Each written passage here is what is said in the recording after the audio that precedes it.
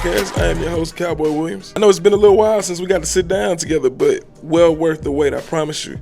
I'm going to start out with an individual who's made some very disparaging comments about my community, and I don't even, and to be quite honest, let me just say, first and foremost, I did pay my respects. But there's been a lot of individuals from both sides of the aisle chiming in on how he was this person and that person, and no one has made this point.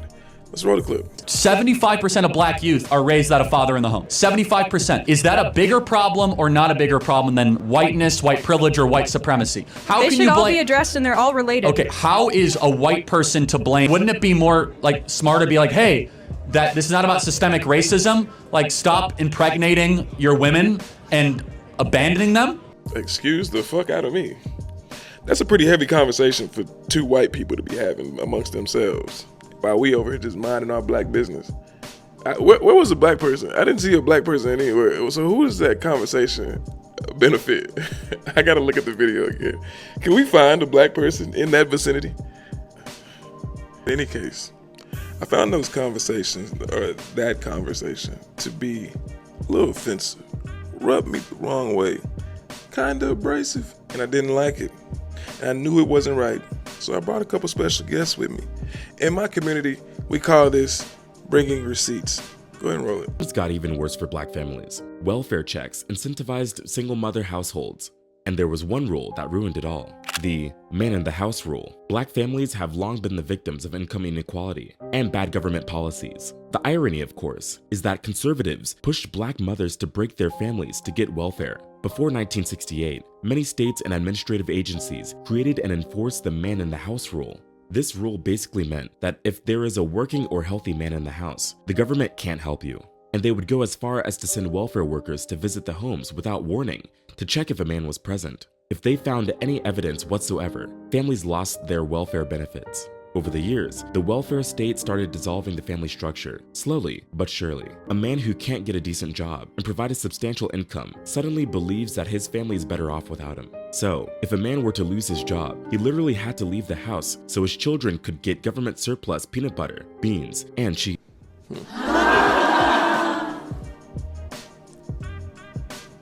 Maybe we'll get it, maybe we won't. But I strongly feel that someone from that camp owes my culture an apology.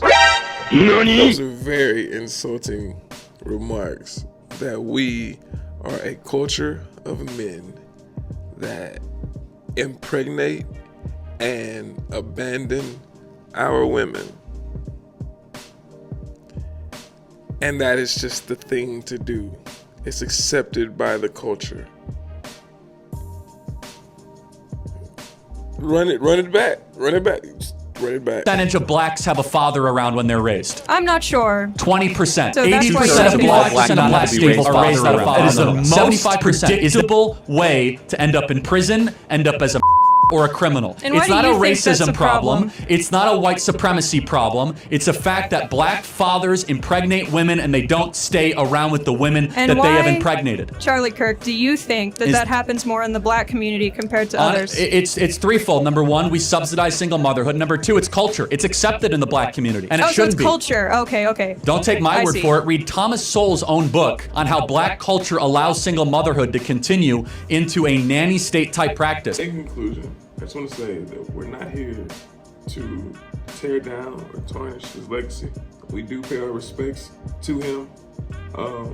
This isn't political ammunition for either side to justify his character and whatever petty argument that you may have. And if you want to affiliate me, you can affiliate me with the moderates.